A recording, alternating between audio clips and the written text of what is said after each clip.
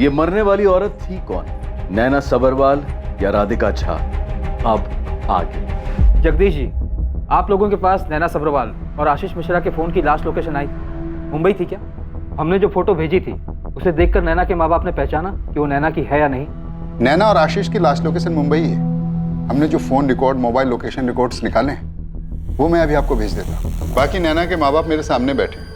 इनके मुताबिक लड़की की उम्र, कद, रंग बाकी सब नैना से मैच हो रहा है, पर बॉडी पर जो अंगूठी और घड़ी मिली है वो इनकी बेटी नैना की नहीं है। हो सकता है ये दोनों चीजें उसने घर से जाने के बाद ली। मुझे तो यही लग रहा है नैना सबरवाल हो सकती है। सर, कितनी कोशिश की नैना को ये समझाने की कि वो लड़का तुझसे नहीं तेरे पैसों से प्यार करता है, लेकिन उसने हमारी एक न सुनी। हम दिन रात समझा रहे थे उसे, ये लड़का ठीक नहीं है, पर प्यार के आगे उसे कुछ भी नहीं दिख रहा था। सर, आशीष ने ही मारा है हमारी बेटी को। कहाँ है आशीष? मुंबई पुलिस पता कर रही है। अगर आशीष ने ही नैना का खून किया है तो हम उसे कहीं से भी ढूंढ निकालें। राजेंद्र जी, गीता जी, मुंबई पुलिस ने बॉडी को दफना दिया। अगर आप लोग पहचानेंगे तो शिनाख्त के लिए वो बॉडी को वापस निकालें। पहचानने के लिए आपको मुंबई जाना है।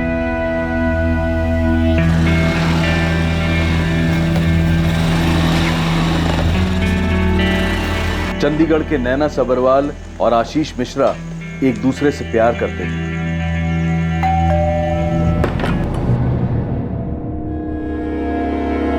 नैना, वो अगर तुझे कॉलोनी से 100 मीटर दूर छोड़ेगा तो हमें इस बात की खबर नहीं होगी कि तू उस लड़के आशीष के साथ घूम रही है। जब आपको पता ही है तो रोज एक ही बात पे झगड़ने की जरूरत क्या है? नैना के माता पिता आशीष और नैना के रिश्ते के सख्त खिलाफ थे। आशीष हैसियत और पैसे में उनसे बहुत नीचे था। ये झगड़ा, ये क्लेश नैना के लिए रोज की बात थी। जब नैना को समझ में आ गया कि उसके माता पिता इस रिश्ते को और आशीष को किसी भी कीमत पर नहीं अपनाएंगे, तो नैना ने घर छोड़ने का फैसला किया। माता पिता के नाम एक चिट्ठी छोड़ी जिसमें उसने लिखा कि वो नैना को जाने दे और उसे उसकी जिंदगी आशीष के साथ उसकी खुशी से जीने दे, उन्हें ढूंढने की कोशिश ना करें। और अपने माँ बाप की नामंजूरी और गुस्से के बावजूद नैना आशीष के साथ भाग गई। गीता, ये हमारी नैना नहीं है। हमारी नैना हो ही नहीं सकती। पर मुझे तो लग रहा है कि मैं बोल रहा हूं ना, ये हमारी नैना नहीं है। नैना सबरवाल के माता पिता मुंबई आ रहे हैं। मैंने ग्राफिक वाले को भी बोला है वो डेड बॉडी के चेहरे और नैना सबरवाल के चेहरे की फेशियल मैचिंग। हमारे पास नैना की फोटो है। फेशियल मैचिंग को 100% नहीं मान सकते। डीएनए टेस्ट से साबित हो सकता है कि वो नैना की बॉडी है या नहीं। और राधिका झा, उसका क्या हुआ? सर, उसके माँ बाप आ चुके हैं। निर्मला उनसे बात करी। हमें जो डिटेल्स मिली उसके मुताबिक राधिका के फोन की last location CST railway station थी। उसके बाद उसका फोन स्विच ऑफ हुआ है। हो सकता है उसे लगा हो उसके फोन के थ्रू उस तक पहुंचा जा सकता है, इसलिए मुंबई पहुंचते उसने फोन स्विच ऑफ किया हो।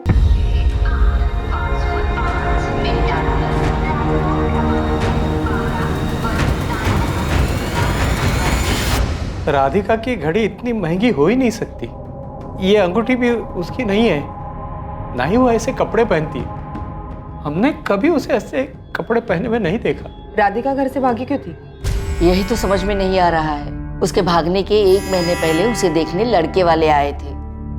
उसने खुद राजी खुशी शादी के लिए हाँ कही थी। उस दिन वो कितनी खुश लग रही थी, फिर पता नहीं घर छोड़कर क्यों भागी। मैंने पता किया हर जगह। सब पटना में हमारे घर के बाजू में जो दुकान थी वहाँ वो काम करती थी। वो अभी किसी को कुछ नहीं बताई, बस चुपचाप अपना सामान लेके निकल गई। पुलिस वाले बोल रहे थे शायद वो मुंबई गई होगी। फिर अचानक एक दिन ये मुझे फ़ोन लाकर दिखाने लगी और कहने लगी, देखिए ये शायद अपनी राधिका है। आपको नहीं लगता ये राधिका है? समझ में नहीं आ रहा है।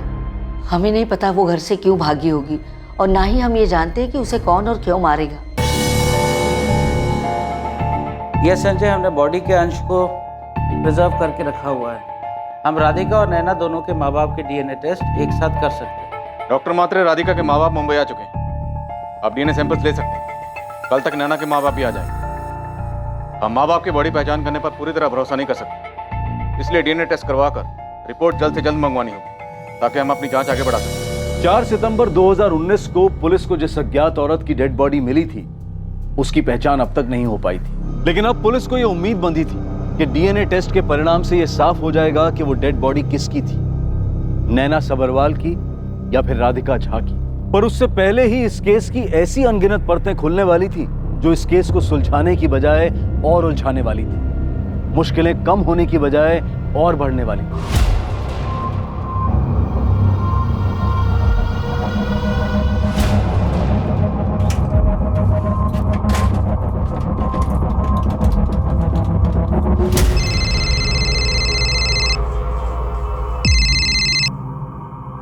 हेलो, सब्रवाल बोल रहा हूँ। अरे क्या किया तूने? फंसवा दिया हमें। तुझे पता है वो लोग मेरा और मेरी बीवी का डीएनए मैच करवाने वाले हैं उस डेड बॉडी से। ऐसे में तो हम... राजन जी बेफिक्र रहिए, कुछ नहीं होगा आपको। तूने कहा था कि काम पूरा हो गया और पैसे भी हमसे पूरे ले लिए। हाँ तो काम पूरा किया है ना। मैंने पहले भी कहा था जब आपने बोला था कि वो बॉडी नैना से मिलती जुलती है। मैं आज फिर से कह रहा हूँ आपसे, आप निश्चिंत रहिए, वो डेड बॉडी नैना की नहीं है। एक बात बता, तूने उसे मार के कहाँ फेंका? ये जानने की जरूरत आपको नहीं है। मेरा काम था, मैंने अच्छे से कर दिया। आप चिंता मत करिए, कुछ नहीं होगा आपको।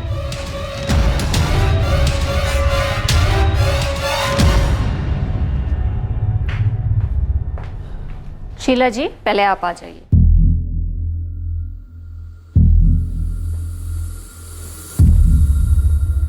आपको मेरा डीएनए सैंपल लेना पड़ेगा। रमाकांत जी दोनों का ही सैंपल लेना पड़ेगा। इनका लेने का मतलब नहीं है, क्योंकि ये राधिका की सगी माँ नहीं है। राधिका की माँ गुजरने के बाद मैंने इनसे शादी की थी। अच्छा ठीक है, फिर आप आइए।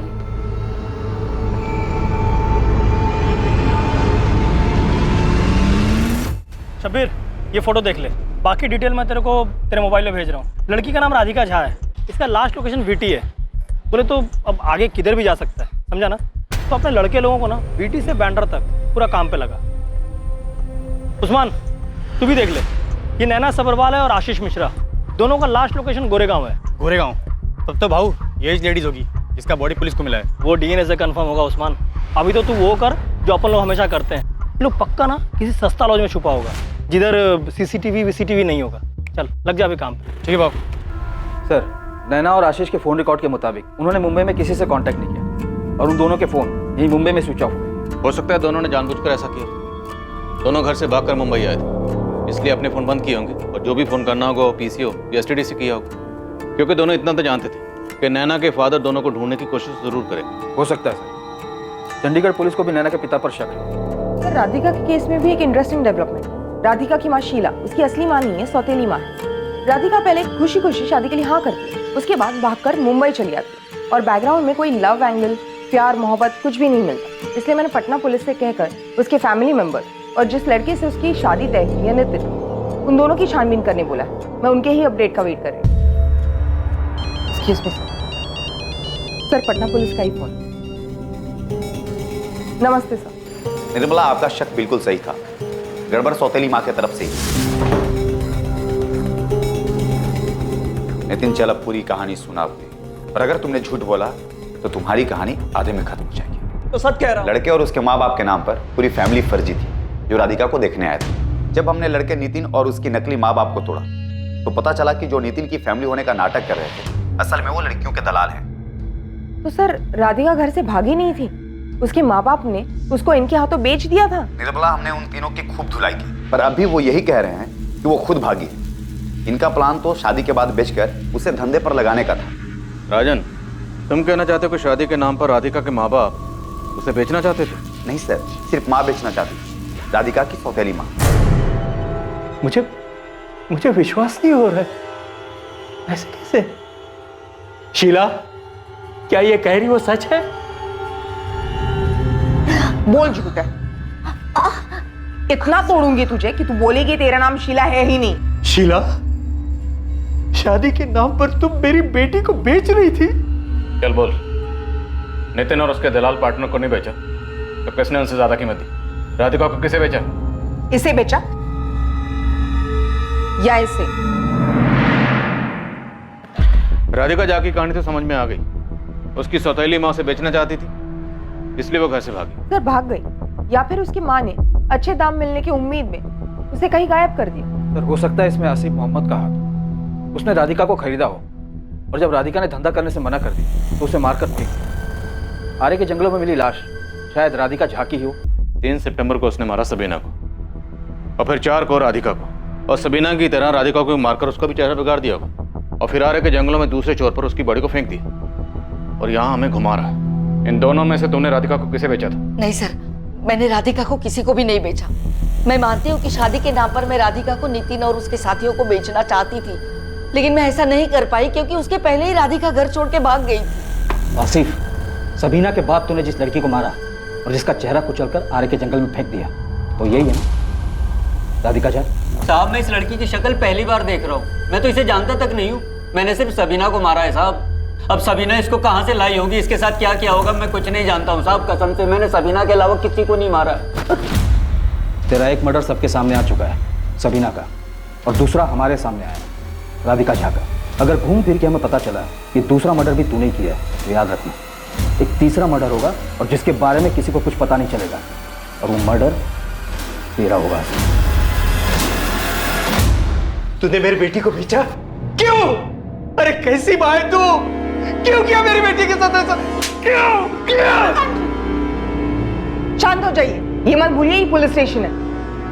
इस औरत पे मैंने कभी शक नहीं किया कि ये सौतेली माँ है तो मेरी बेटी का बुरा चाहेगी। अरे तब भी शक नहीं किया जब इसने राधिका के लिए रिश्ता लाई थी, तब भी नहीं। मैं कसम खा के कहती हूँ, मैंने राधिका को नहीं बेचा, वो खुद घर छोड़कर भाग गई है। अब तू चीख चीख के बोलेगी तभी तेरा जुर्म कम नहीं होगा। अब तू जेल में बैठ के नोट गिर। गोविंद, हमें आरे से जिस अज्ञात औरत की लाश मिली, बहुत मेहनत के बाद एक दिशा मिली, वो औरत राधिका जा सकती है। अब तो बेकार में कोई बांसुर मत फेंकना। साहब, इस बार सॉलिड खबर ना, आप सुन तो लीजिए एक बार। अब वो नैना सबरवाल और आशीष मिश्रा जिस गोरे गांव के लॉज में ठहरे थे, वहां से 3 सितंबर की रात 11:30 बजे बहुत ही हड़बड़ी में निकले, और सर आपको लाश मिली है 4 सितंबर की सुबह 8 बजे। अब आप बोलिए साहब, 3 सितंबर की रात, 4 तारीख की सुबह। साहब, मेरे को तो लगता है ये बिना पहचान वाली औरत की बॉडी ना नैना सबरवाल की है। हाँ सर, मैंने बताया था कि वो दोनों लड़का और लड़की मेरे ही लॉज में ठहरे थे। ये उन दोनों की आइडेंटिटी कार्ड की जेरॉक्स कॉपीज़ है जो उन्होंने रूम लेते वक्त दी थी। सर, उन दोनों ने 2 सितंबर की सुबह चेक इन किया था और 3 दिन के लिए रूम बुक किया था। बोल रहे थे गणपति विसर्जन देखने के लिए मुंबई आए, पर पता नहीं क्या हुआ, अचानक 3 तारीख की रात हड़बड़ी में चेकआउट करके निकल गए। सर, आपकी तो 5 तारीख तक की बुकिंग है। हाँ मुझे पता है, पर कुछ ज़रूरी काम आ गया था तो हमें निकलना पड़ रहा है। और हमें हमारे एक दिन के बुकिंग के पैसे भी वापस चाहिए। सॉरी मैम, पैसे तो वापस नहीं मिलेंगे। आपकी बुकिंग हो चुकी है, आपकी वजह से मैंने रूम किसी और को नहीं दिया। देखिए हम समझते हैं, लेकिन हमें निकलना पड़ेगा वरना। प्लीज सर कर दीजिए, हमें बहुत जरूरत है, वरना हम बोलते ही नहीं। क्या बात है, आप लोग बहुत परेशान लग रहे हो। नहीं ऐसी कोई बात नहीं है, और पैसे आप रखिए। चलो सुनिए तो, अरे बताइए तो सही, आप बहुत हड़बड़ी में थे, कुछ तो परेशानी थी। कुछ बताया यहाँ के बाद वो कहाँ जाने वाले? अरे कहाँ से, वो लोग तो ऐसे भागे जैसे उनके पीछे भूत पड़ा हो। जिस वक्त वो यहाँ से गए, लड़की ने ये कपड़े पहने हुए थे? नहीं सर, ये नहीं थे। सर सच बताओ तो मुझे याद नहीं है क्या कपड़े पहने थे। गोविंद ने पूछा था मुझे, मैंने तब भी यही कहा था। साहब, पक्का बॉडी नैना का ही है, वरना आप ही बोलो इतनी रात में हड़बड़ा के क्यों निकले? कोई पीछे पड़ा होगा तभी ना, और उन लोगों को पता चला, निकल लिया उधर से, लेकिन उसने पकड़ा और मार के इधर फेंक दिया। और आशीष वो कहाँ है? उसको कहीं मार के फेंक दिया होगा साहब, और मैं तो बोलता है पक्का उसको मुंबई के बाहर मारा है, तभी तो उसका बॉडी इधर नहीं मिल रहा है। बन गई तेरी थ्योरी, तहकीकात भी पूरी होगी, केस सॉल्व, है ना?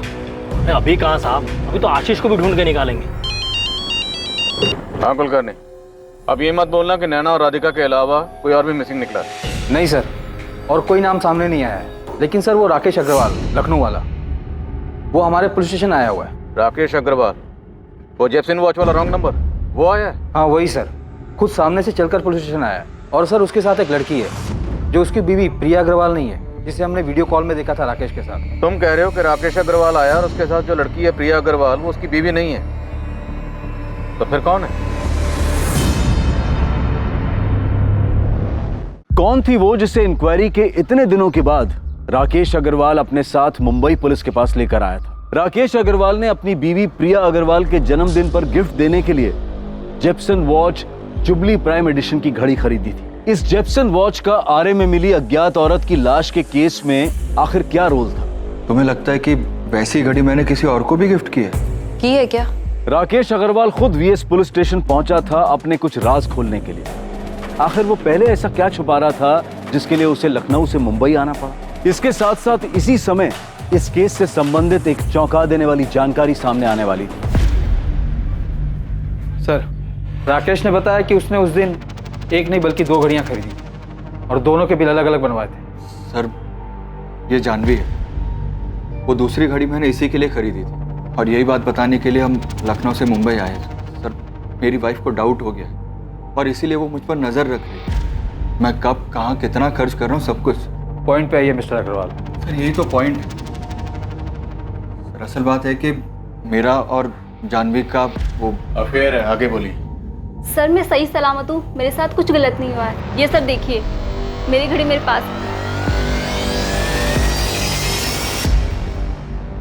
जी सर, मैं भी यही बताना चाह रहा था। सर पता चला है कि कल वहाँ पर पुलिस ने और कुछ खोद निकाला।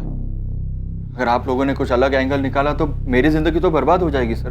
अब तुम हमें खुद आकर सामने से ये बता रहे हो कि तुम्हारा अफेयर है, जिससे हमारा कोई लेना देना नहीं, और तुम कह रहे हो कि तुमने 2 घड़ियां खरीदी। क्या भरोसा है? हो सकता है तुमने 3 घड़ियां खरीदी। जो सच है वो सामने से आकर बता रहा हूँ, ना झूठ बोल रहा हूँ ना ही कुछ छुपा रहा हूँ सर। ठीक है, अब दोनों जा सकते। Thank you sir.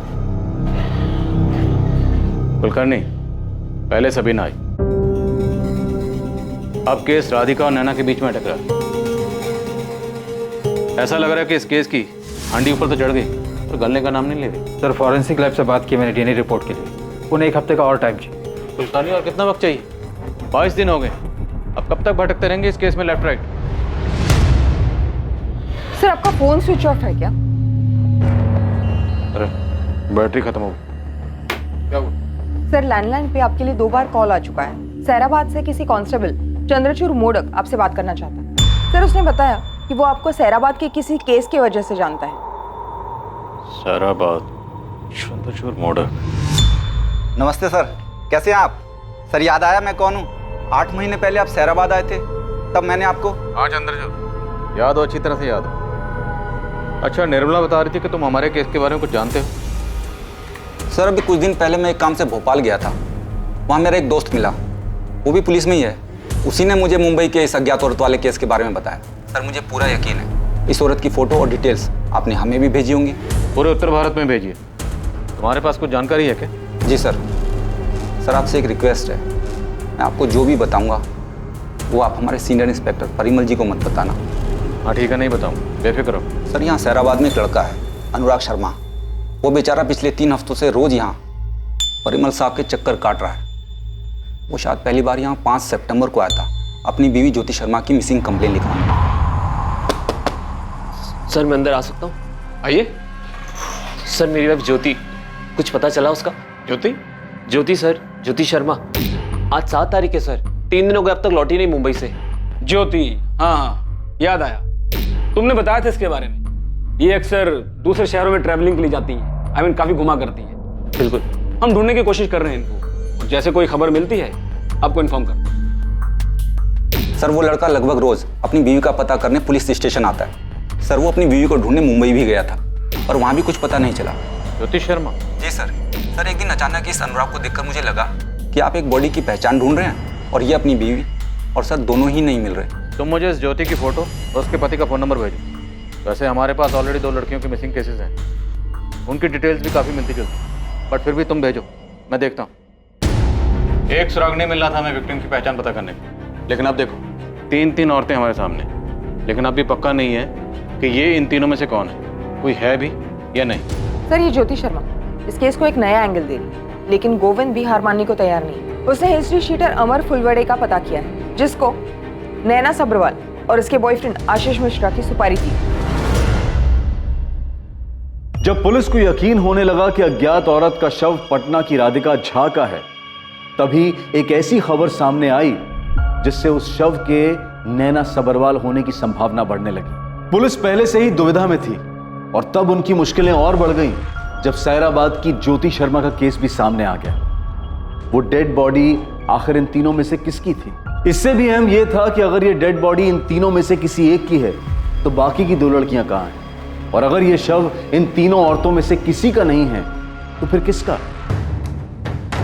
मुंबई के हिस्ट्री शीटर अमर फुलवाड़े को नैना सब्रवाल और आशीष मिश्रा की सुपारी दी गई थी, जो उन्हें मारने के लिए लगातार उनका पीछा कर रहा था। वो अब पुलिस की गिरफ्त में था। अमर फुलवाड़े के जरिए पुलिस चंडीगढ़ के कबीर तक पहुंची, जो इस जुर्म का मास्टरमाइंड था, और आखिरकार नैना सब्रवाल के पिता द्वारा रची गई साजिश सामने आने वाली। ठीक उसी समय अज्ञात औरत के शव की शिनाख्त करने के लिए ज्योति शर्मा का पति अनुराग शर्मा मुंबई पहुंचा। साहब, नैना और आशीष का फोटो था मेरे पास, मैं उनका पीछा कर रहा था। मैंने ये भी पता कर लिया था कि गोरेगांव के लॉज में दोनों छुपे हुए हैं। तूने आशीष मिश्रा को कहाँ मारा? बोल। अब मैं कितनी बार बता चुका हूँ, मैंने किसी को नहीं मारा। मैं सच बोल रहा हूँ आपसे, मेरा विश्वास करिए साहब। नहीं मारा तो कहाँ गया वो? 5 सितंबर को उन दोनों को मारने का सॉलिड प्लान भी बना लिया था मैंने, पर मालूम हुआ कि 4 को वो लोग वहां से कहीं निकल गए। नैना और आशीष वो अमर को बेवकूफ बना के मुंबई से पता नहीं कहाँ चले गए। मैं और मेरा पूरा टीम अक्खा पूना नासिक सब जगह घूम के देखा, पर किधर भी नहीं मिले साहब। फिर मैंने कबीर को फोन करके बता दिया। तुझे और अमर को जितना झूठ बोलना है बोल। एक बार डीएनए रिपोर्ट आ गई, सब सामने आ जाए। और नैना के बाप को भी खूब तोड़ा है, उसने कबूल कर लिया है उसने तुझे पूरे पैसे, जब तूने उसे बताया कि तूने नैना को मार दिया है। मैंने आपसे झूठ नहीं बोला, नैना के बाप से झूठ बोला, क्योंकि वो लोग मुझे मिल ही नहीं रहे थे कहीं।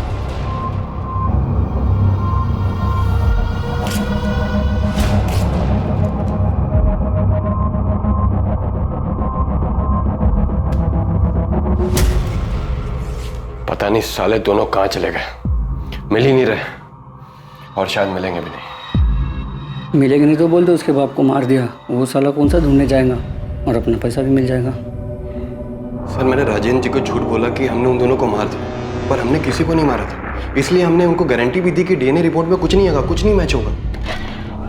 सर, मुंबई का एसोसिएटर अमर और चंडीगढ़ का कबीर दोनों एक ही सुर में एक ही बात बोल रहे हैं। दोनों की अच्छे से धुलाई करो, कम से कम इतना तो पता चले कि राजेंद्र ने अपनी बेटी की सुपारी दी थी। बाकी डीएनए रिपोर्ट से साफ हो जाएगा। पर देखते हैं दोनों एक ही सुर में सच बोलते हैं या झूठ। ज्योति शर्मा के हस्बैंड अनुराग शर्मा ने सारा सामान पहचान लिया। उसका ये कहना है कि सारा सामान ज्योति का ही है। चलो।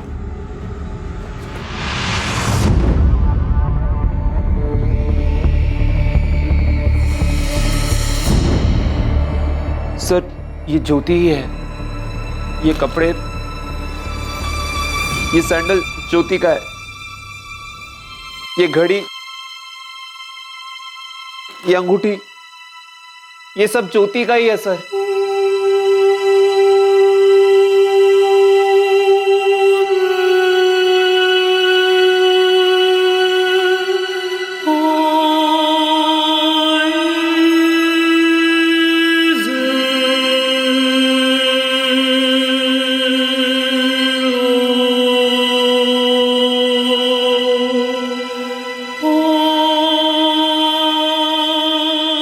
सर, ये मेरी बीवी ज्योति है। अनुराग जी, आज 25 दिन हो, पूरे 25 दिन। इन 25 दिनों में आपको एक बार भी ऐसा नहीं लगा कि आपको अपनी पत्नी को यहाँ आके ढूंढना चाहिए था? ढूंढना चाहिए था सर। पिछले 25 दिनों से मैं हर रोज इंस्पेक्टर परिमल के पास जा रहा हूँ। मुंबई भी आया मैं, उस कंपनी में भी गया जहाँ ज्योति ने 3 सितंबर को आखिरी मीटिंग की थी। यहाँ तक कि बोरीवली के उस होटल में भी गया जहाँ पे ज्योति रुकी थी, और 4 सितंबर की सुबह चेकआउट करके वो एयरपोर्ट के लिए निकली है। ये सारी डिटेल्स मैंने खुद निकाली है सर, इंस्पेक्टर परिमल को हाथ में दी है, उससे रिक्वेस्ट किया सर प्लीज कुछ कीजिए, पर वो बस कहते रहे हम ढूंढ रहे हैं, हम ढूंढ रहे हैं। ये ढूंढ रहे थे वो, और अब उल्टा मुझे कह रहे कि मैं ज्योति की परवाह नहीं करता, मैं उसे नहीं ढूंढ रहा था। अच्छा, ये मेरी गलती है क्या कि अनुराग मुंबई गया, वहां पे इतना सब कुछ पता किया, पर किसी पुलिस स्टेशन में नहीं गया? इंस्पेक्टर संजय, मैं जूनियर नहीं हूं, आपका और मेरा ओहदा सेम है, तो जरा अपना लहजा संभाल के बात कीजिए। जरूर संभाल के करता। अगर आपने अपनी ड्यूटी संभल के की होती, अगर आपने जरा सी मेहनत की होती ना, तो ज्योति के फोन रिकॉर्ड से आपको सारी डिटेल मिल जाती। हाँ, तो अब तो आपको डिटेल्स मिल गई होंगी या अब भी नहीं मिली? 24 दिन इंस्पेक्टर परिमल, 24 दिन एक औरत की लाश बिना पहचान के सड़ती रही। अगर आपने अपना काम ठीक से किया होता तो 24 दिन नहीं लगते। एटलीस्ट एक पति अपनी पत्नी का क्रियाक्रम तो ठीक से कर पाता। लड़की मुंबई में गायब हुई थी, मैंने उसके पति को 1000 बार समझाया कि ये केस मुंबई में उस एरिया के पुलिस के पास जाएगा जहां से लड़की गायब हुई है। एरिया मुंबई के किसी भी पुलिस स्टेशन का होता। बॉडी के ऊपर जो सामान मिला था अनुराग ने देखते ही पहचान लिया कि ज्योति का है। ये पहचान 24 दिन पहले भी हो सकती थी। अरे अजीब बात कर रहे हैं आप, मुझे क्या सपना आएगा कि उसका मर्डर हुआ है? किसी के साथ भाग भी तो सकती है उसे छोड़कर। लापरवाही, सिर्फ लापरवाही।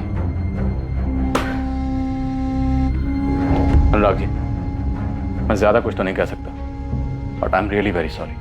अब हमारे पास ज्योति की डिटेल्स हैं, ज्योति के साथ इंसाफ होगा। यस सर, ये लेडी हमारे होटल में ठहरी थी। इनके पति भी इनके बारे में पता करने आए थे, लेकिन सर ये 4 सितंबर की सुबह यहाँ से चेकआउट कर गई। आइए मैं आपको दिखाऊं। ये देखिए रजिस्टर, 2 सितंबर दोपहर 2 बजे चेक इन किया था और 2 दिन के रूम बुक किया था। मिस्टर ऋषि, मुझे आपके होटल के 2 सितंबर से लेकर 4 सितंबर तक के सारे सीसीटीवी फुटेज चाहिए।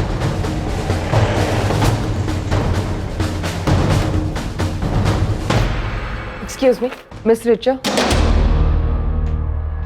ओह, hi miss Nirmala, please have seat. I am fine miss Richa, मैं बस इसके बारे में जानना चाहती हूँ। ज्योति शर्मा, इनके हस्बैंड का भी हमें कई बार फोन आया इनके बारे में पूछने के लिए। 3 सितंबर को क्या आप इससे मिली थी? हाँ, उस दिन हम लोग सुबह 10 बजे से लेके शाम को 5 बजे तक यहीं थे।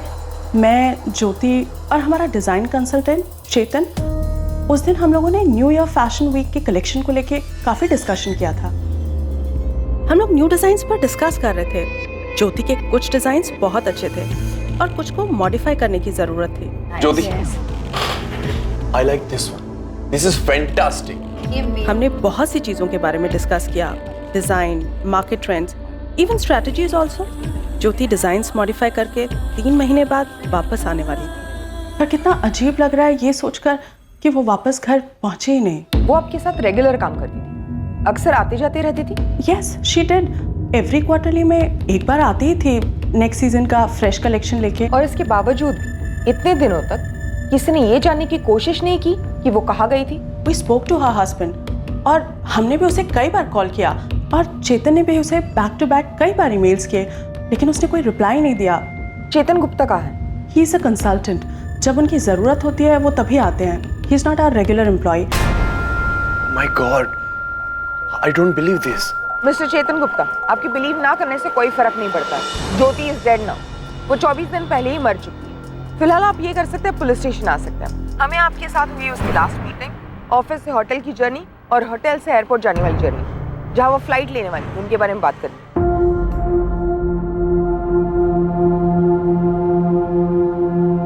ज्योति, तुम्हारा विंटर कलेक्शन बहुत अच्छा है। I really like your designs. Thanks यार, बट अब बहुत काम बचा है। So, तुम कल जा रही हो या फिर कोई और क्लाइंट मीटिंग लाइन अप है? अब बस घर जाना है। 1 हफ्ते से बाहर हूँ, घर जाके 2 दिन रेस्ट करूंगी, फिर काम शुरू।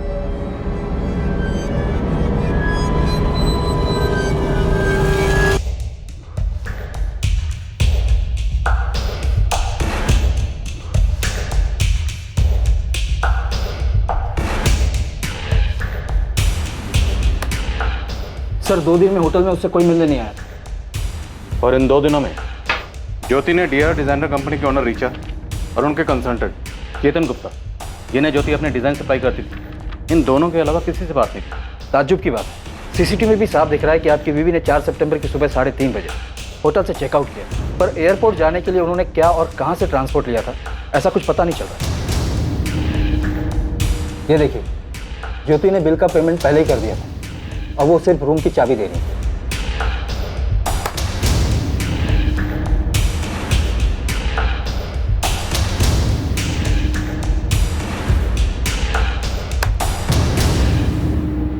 हमने होटल के स्टाफ से भी बात की। ज्योति ने एयरपोर्ट जाने के लिए वहां से कोई ट्रांसपोर्ट नहीं मंगवाई, टैक्सी ऑटो कुछ भी नहीं। सर वो टैक्सी बुक करने के लिए हमेशा स्पीड अप कैब यूज करती थी। वो देखा हमने, लेकिन ये जो रेंटल कैब होती हैं आपको आपकी पिकअप लोकेशन से पिक करती हैं और ड्रॉप लोकेशन पर ड्रॉप करती हैं। अगर ज्योति ने कैब बुक की थी तो ज्योति को पिक करने के लिए होटल के गेट तक तो आता। हाँ, क्योंकि एक दिन पहले 3 सितंबर को ज्योति ने जो कैब बुक की थी उसका ड्रॉप लोकेशन होटल का एंट्रेंस है, जो कि सीसीटीवी में भी साफ दिख रहा है। ये देखिए,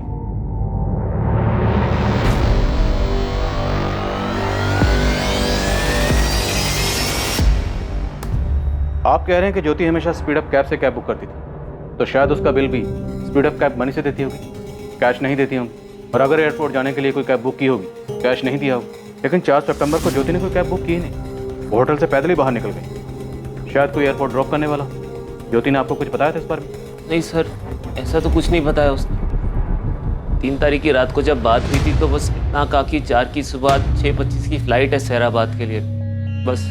सर, एयरपोर्ट अथॉरिटी से ये पता चला है कि ज्योति शर्मा ने 4 सितंबर को अपनी फ्लाइट मिस की। स्पीड अप कैब सर्विस से रिकॉर्ड मिला? यस सर, 3 सितंबर को सुबह 8 बजे मीटिंग के लिए ज्योति ने बोरीवली ईस्ट से अंधेरी ईस्ट डीआर डिजाइन्स के लिए कैब बुक की। कैब ड्राइवर का नाम था Rajesh Tiwari.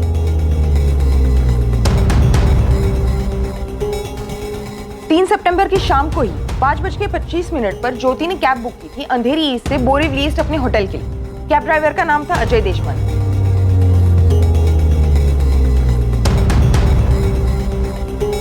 Speed up cab services के ऑनलाइन ऑपरेशनल टीम ने हमें बताया कि ज्योति हमेशा से उनके सर्विसेज यूज करती थी, लेकिन 4 सितंबर को उसके अकाउंट से कोई भी कैब बुक नहीं हुई। मतलब पक्का उसे कोई एयरपोर्ट पे ड्रॉप करने वाला। अनुराग, मैं आपसे सीधा पूछता हूँ, क्या आपको कभी भी ऐसा लगा कि आपकी बीवी ज्योति का कहीं कोई अफेयर चल रहा था? सर पॉसिबल ही नहीं, ऐसा कुछ नहीं था। चेतन गुप्ता, इसे तो जानती हो आप। आपकी बीवी 3 सितंबर को होटल लौटते वक्त उसे उसके घर गोरेगांव में ड्रॉप करके गई थी, ये पता था आपको?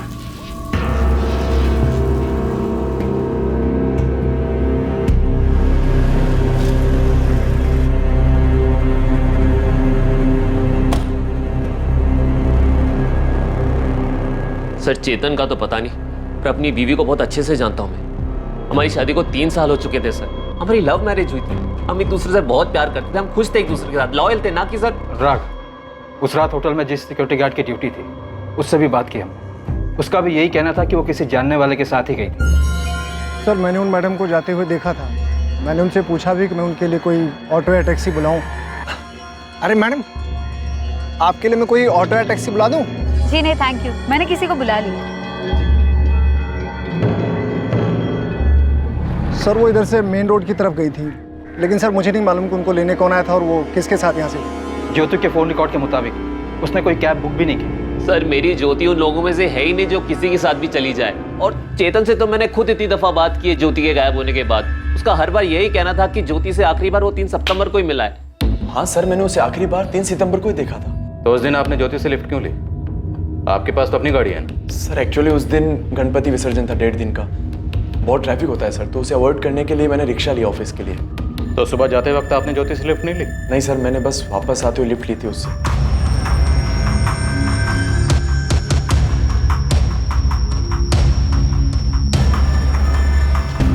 सर मैंने ज्योति को ऑफर नहीं किया था, और नहीं ज्योति ने मुझसे कहा था कि मैं उसे एयरपोर्ट पे छोड़ दूं। वैसे भी सर ज्योति फर्स्ट टाइम मीटिंग के लिए मुंबई नहीं आई थी, वो अक्सर आती रहती है और अपना ट्रांसपोर्ट वो खुद मैनेज करती है। देखो हमें इतना तो पता है कि जो मारेगी वो ज्योति है। हम सब कुछ चेक करेंगे, उसके calls, SMS, social networking accounts, email, सब कुछ। तो बॉस, अगर तुम्हें लगता है कि तुम बच जाओगे तो गलत लग रहा है। आप मुझे डरा क्यों रहे हैं सर? सर ऐसा कुछ भी नहीं है। ज्योति वॉज लाइक, मतलब हम दोनों सिर्फ साथ में काम करते हैं सर, इससे ज्यादा हमारे बीच में कुछ भी नहीं है। उस दिन उस औरत के साथ ये आदमी था जब तूने उसे बोरीवली से अंधेरी ईस्ट में छोड़ा था? नहीं साहब, ये नहीं था। वो तो अकेली थी और पूरे टाइम मोबाइल पे बिजी थी साहब। मैंने उन्हें बोरीवली में होटल के बाहर से पिक किया था और अंधेरी ईस्ट में छोड़ा था। रास्ते में बीच में कहीं भी नहीं रुके थे।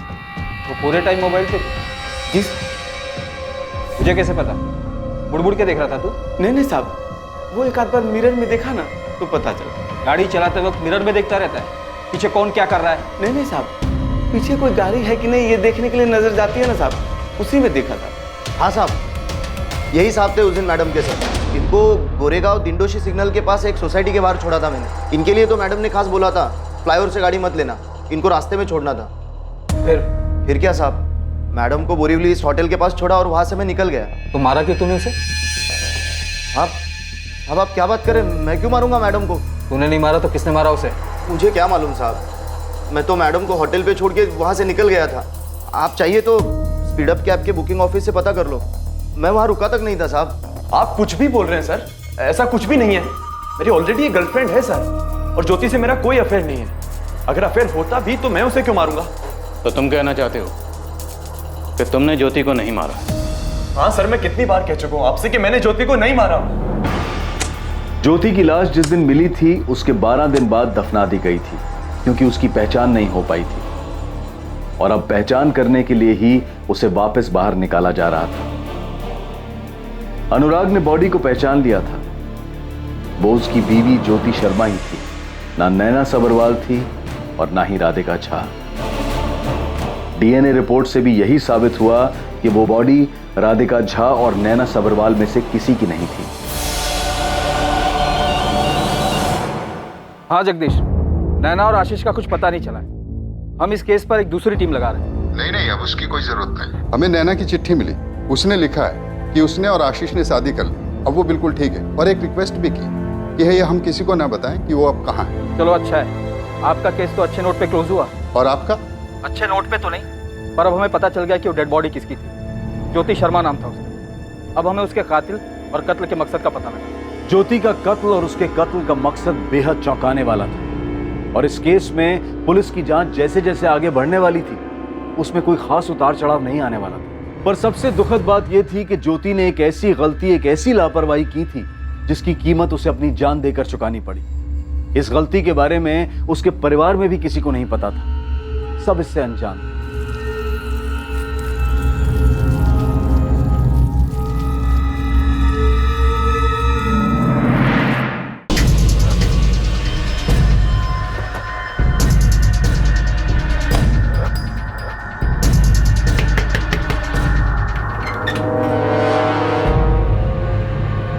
साहब आप यहाँ? तेरे स्पीड अप कैब से पता किया हमने, उन्होंने बताया कि 4 सितंबर की दोपहर 3 बजे तक तूने कोई बुकिंग नहीं ली थी। हाँ साहब, नहीं लिया होगा, वो तबीयत ठीक नहीं रहती तो नहीं लेता बुकिंग साहब। उस दिन तबीयत खराब थी तेरी? हाँ साहब। तो फिर तू पूरे दिन घर पे ही रहा होगा? हाँ साहब, क्यों पूछ रहे? तो फिर सुबह 9:30 बजे चिन्मय पाटिल के गैराज पे तेरी गाड़ी खुद ब खुद चली गई थी धुलने के लिए।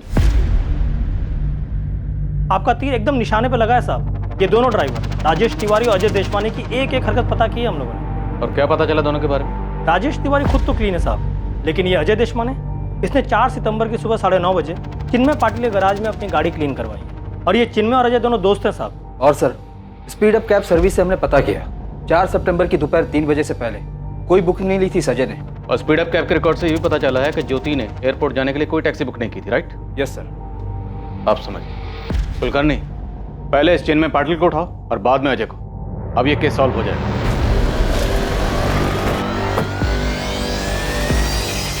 चिन्मय पाटिल। जी मैडम, मैं ही हूँ। 4 सितंबर को अजय देशवानी की गाड़ी तूने धोई थी? हाँ मैडम, वो हमेशा गाड़ी धुलवाने के लिए मेरे पास ही आता है, दोस्त है वो मेरा। आज तेरी धुलाई की बारी है, चल। हाँ साहब, खून के धब्बे थे गाड़ी में। और खून के धब्बे देखने के बावजूद तूने गाड़ी को धो दिया, पूछा नहीं उससे? नहीं साहब, मैंने पूछा था उससे।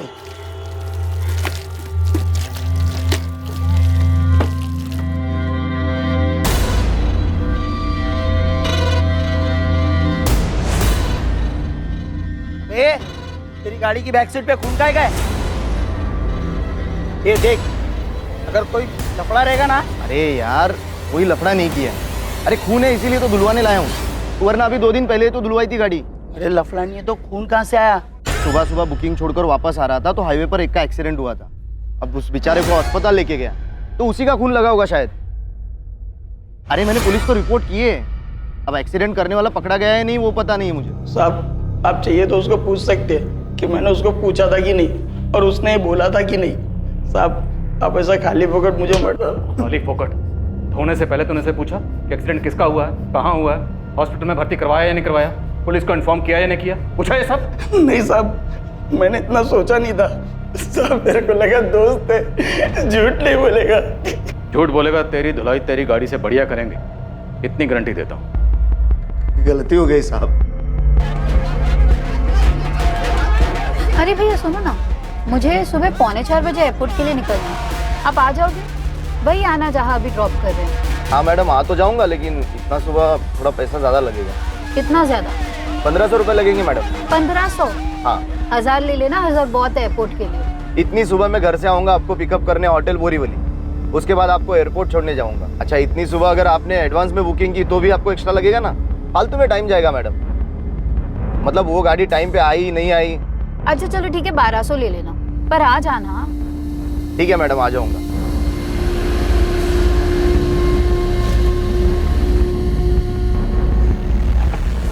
मैडम, आप कल सुबह थोड़ा चल के आ जाएंगी वो नाके तक? क्या है ना, सुबह अगर कोई गाड़ी लेके आया होटल में तो ना वो निकल पाएगा ना मुझे निकलने देगा, फालतू में टाइम खराब होगा, और चेकिंग वेकिंग में भी टाइम जाएगा ना।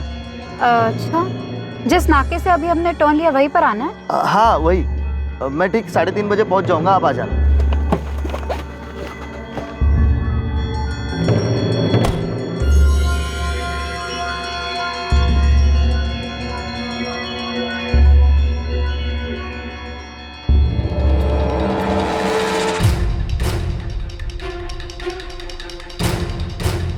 और मैडम,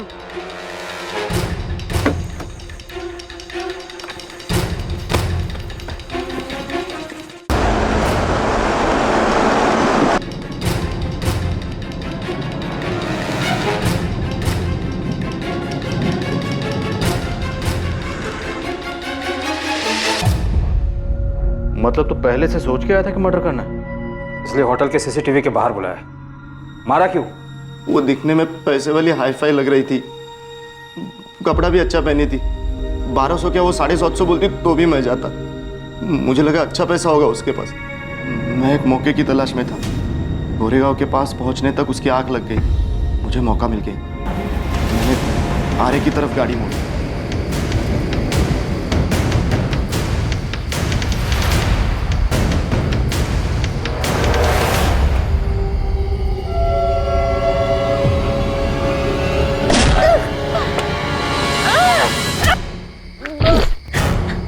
रोक! बचाओ! रोक! बचाओ! रोक! प्लीज मत मारो मुझे, मत मारो। तुम्हें जो चाहिए ले लो, प्लीज मत मारो।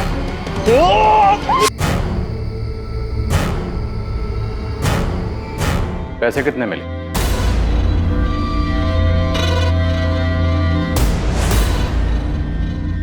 पर्स में भी खाली 3000 कैश निकला। वो 3000 के अलावा और कुछ नहीं मिला साहब।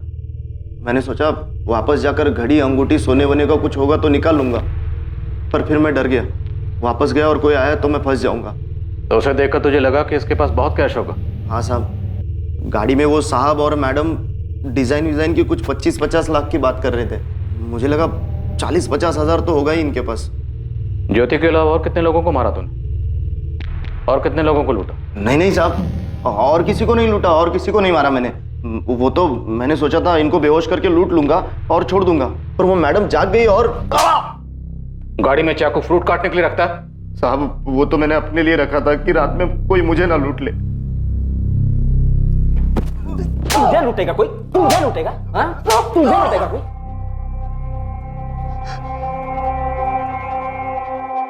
ज्योति शर्मा की बॉडी उसके पति अनुराग शर्मा को सौंप दी गई और सायराबाद में अनुराग और उसके घर वालों ने ज्योति का अंतिम संस्कार कर दिया। अजय देशमाने पर ज्योति शर्मा की हत्या के लिए आईपीसी की धारा 302, सबूत मिटाने के लिए आईपीसी की धारा 201 और लूटपाट के लिए आईपीसी की धारा 397 के तहत मुकदमा दर्ज किया गया है। सर, राधिका झा का केस सॉल्व हो गया है। राधिका मिल गई? हाँ, लेकिन कहाँ है ये नहीं पता। राधिका के पिता रमाकांत का कॉल आया था कि राधिका ने उनको कॉल करके बताया कि उसने शीला को नितिन और उसके पार्टनर से फोन पे बात करते हुए सुन लिया था। राधिका को जैसे ही पता चला कि उसकी सौतेली माँ उसको बेचने वाली है, वो घर छोड़ के भाग गई। लेकिन अब जहाँ भी है ठीक है। सुनकर अच्छा लगा कि नैना और राधिका दोनों सही सलामत हैं। पर ज्योति, उसके साथ बुरा हुआ। ज्योति शर्मा के साथ जो हुआ वो बहुत ही दुखद और दर्दनाक था। इसमें ज्योति की कोई गलती नहीं थी। वो बेचारी कैसे सोच सकती थी कि एक साधारण सा दिखने वाला टैक्सी ड्राइवर जो उसे होटल छोड़ने जा रहा था, वो रात में उसे मारकर लूटने की प्लानिंग कर रहा था। आम इंसान रोजमर्रा की जिंदगी में किसी भी वजह से मिलने वाले, आसपास घूमने वाले सभी लोगों को तो शक की निगाह से नहीं देख सकता। बेशक हम हर किसी को तो शक की निगाह से नहीं देख सकते, लेकिन हमें यह समझना होगा कि सतर्क रहना जरूरी है। अगर आप देर रात कहीं अकेले जा रहे हो तो अनजान व्यक्ति पर भरोसा ना करें और अपनी पूरी इंफॉर्मेशन अपने सगे संबंधियों, अपने दोस्तों तक पहुंचाएं। ऐसा जरूरी नहीं है कि हर इंसान अपने दिमाग में कोई षड्यंत्र लेकर घूम रहा है, लेकिन ये पहचान पाना भी तो मुश्किल है ना कि किसके इरादे नेक हैं और किसके नहीं। अब मैं अनूप सोनी आपसे विदा लेता हूं और याद रखें, क्राइम और आपके बीच में सिर्फ इतना फर्क है कि आप कितने सतर्क हैं। सतर्क रहें, सुरक्षित रहें। जय हिंद।